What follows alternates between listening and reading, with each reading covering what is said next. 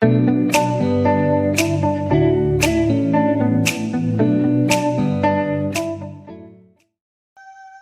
time, this land came under the influence of the Mughals and the British.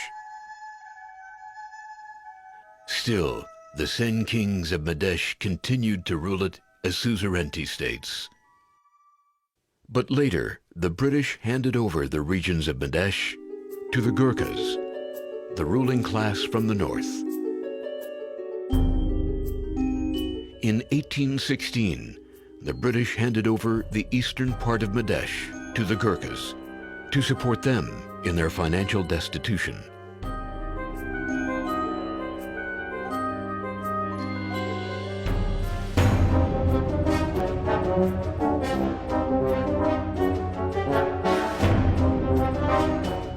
The British handed over the western part of Madhesh to the Gurkhas in 1860 as a gift for their support to the East India Company in suppressing the Sepoy Mutiny in India in the late 1850s.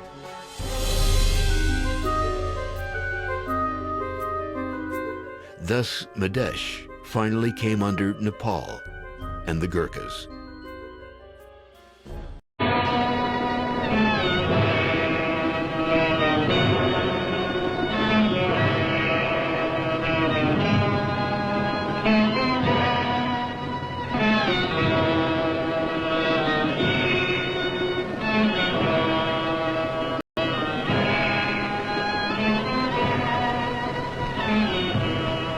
For centuries, the people of Bihar have been victims of the ravaging river Kosi.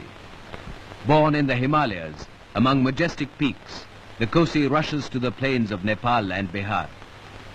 Once on the plains, the river, like a writhing snake, changes its course almost at will. During the last 200 years, the fickle Kosi has shifted some 112 kilometers westward, bringing devastation to the fertile land. On the way down, the river picks up large quantities of silt. This coarse silt comes to rest once the movement of the river slows down in the plains. Gradually, the level of the riverbed rises, and soon the Kosi climbs its banks and becomes a runaway. Its spreading waters wipe all traces of human endeavor from the countryside.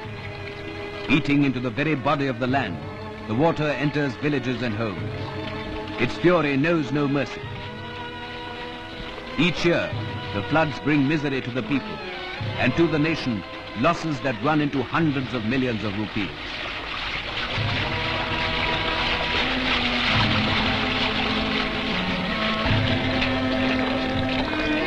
Communications are disrupted.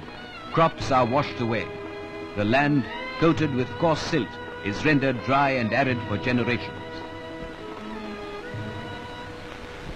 Soon after independence, the government of India decided to tame the river. In 1953, after 6 years of investigation by the Central Water and Power Commission, a scheme was approved. The Indo-Nepalese Coordination Committee was formed. The actual supervision of the Kosi project was to be done by the Kosi Control Board, made up of representatives of the state and central governments. The Kosi River Valley project consists of 4 stages. The first is the construction of earthen embankments to hold the river on one course. The second is a protective measure and involves the construction of a barrage on the Indo-Nepal border near Bhimnagar. The third step is the digging of canals in Nepal and North Bihar on both sides of the river Kosi.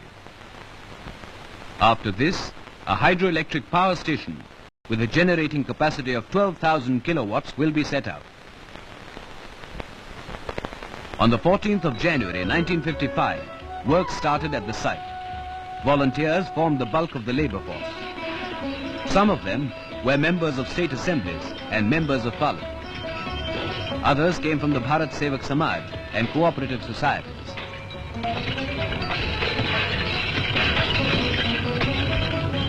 The National Cadet Corps and the Auxiliary Cadet Corps lent their help too.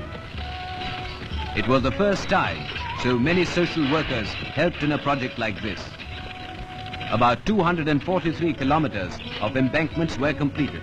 thus confining the Kosi to a breadth varying from about 4.8 to 16 kilometers.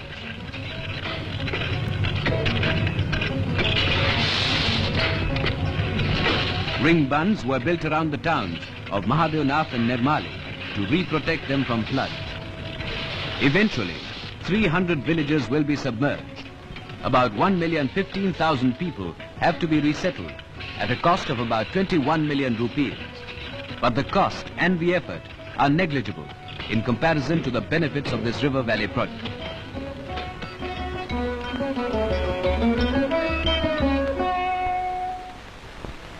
Beginning high up in the mountains, at about 5,490 meters, the Kosi is fed by melting glaciers and heavy rainfall. Draining an area of about 62,160 square kilometers, the Kosi is joined at Triveni by its two tributaries, Arun and Tamil.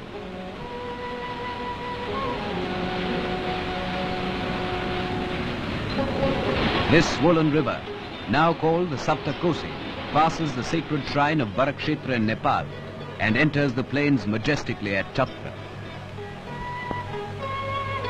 From there, it moves about 241 kilometers across North Bihar till it meets the Ganga and Purnia district. The Kosi, by flowing through Nepal and Bihar, links them and is the basis of the second stage of the Kosi project. Surveys were conducted and readings taken at the proposed site of the barrage.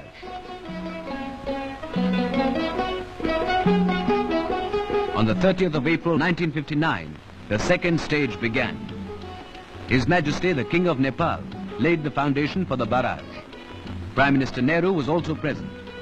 The ceremony was another link in the chain of friendship between India and Nepal. For the thousands of people inhabiting the area, the occasion marked the beginning of better times. It meant not only the cementing of an old friendship between two countries, but also a closer contact between neighboring peoples.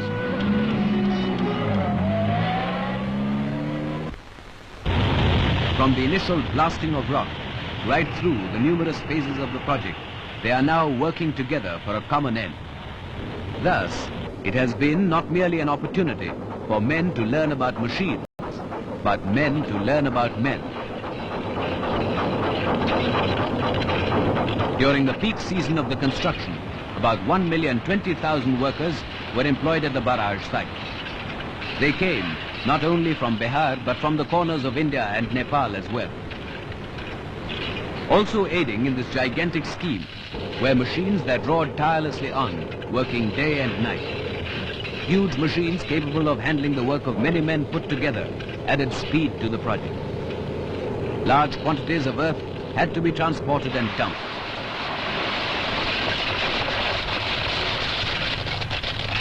Some of those who had never been out of this hilly region learnt more than they had known before.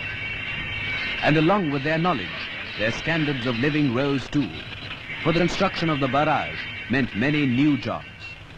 Steadily and with care, the plans were put into practice. Slowly but surely, progress has been made. A solid structure of reinforced concrete has arisen. A structure strong enough to withstand the ferocity of the river coast. On this barrage will rest the protection and safety of millions of people.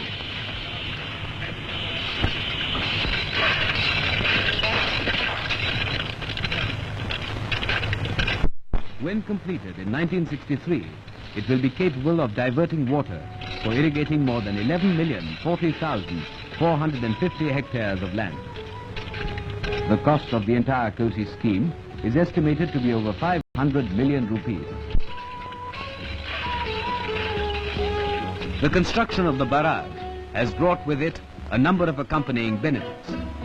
A colony has been built at Birpur to house Nepali and Indian workers. It is a modern township with facilities that include a regular water supply. This supply of drinking water in a place known to suffer from intermittent drought is derived from newly dug tube wells. Hospitals too have been established. These are equipped and staffed by experienced doctors and nurses. There are schools, libraries and recreation centers for the residents of the area. There are playgrounds too, which provide space for healthy exercise for children as well as grown-ups. The third step, which consists of digging canals, is now well underway. In Bihar, these canals, including Chatra, will irrigate about 11,040,445 hectares of land in the northern districts of Bihar. The crop yield here will total to a value of 23.5 million rupees. Of all these benefits, the people of Nepal and India are well aware. They know too that with the setting up of the hydroelectric power station, the change will be radical. A wild, capricious river will have been tamed. Soon, the days when floods cake their fields with silt will be a memory in the past. The present gives but an inkling of a brighter future. The harvest will increase, the land will grow more fertile, and the river will be a herald of plenty. These bounties are but a fraction of the benefits they will reap when the entire Kosi River Valley project is complete. For the people of this region, the harnessing of the Kosi River will mean the end of a long and tragic drama.